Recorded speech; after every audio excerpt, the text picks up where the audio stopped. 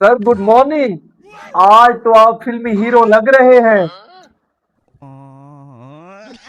अच्छा। सर कल इन्होंने मैनेजर को भी यही बोला था।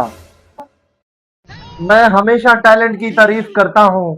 वैसे आज गर्मी बहुत है। आपने कहा तो गर्मी है, वरना मुझे तो सर्दी लग रही है।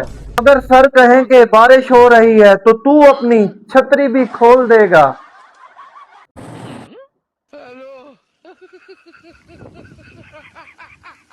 सर वैसे प्रमोशन कब मिलेगी? किस बात की? सर इतनी तारीफें करता हूँ। देखो, तारीफ का अवार्ड मिल सकता है, प्रमोशन नहीं। अगर मैं कल ऑफिस ना आऊं तो सर ऑफिस की रौनक ही खत्म हो जाएगी। बॉस फिर तो काम डबल हो जाएगा। आज से बोनस सिर्फ उसको मिलेगा जो सबसे ज्यादा काम करेगा। सर फिर मेरी चमचागिरी का क्या होगा?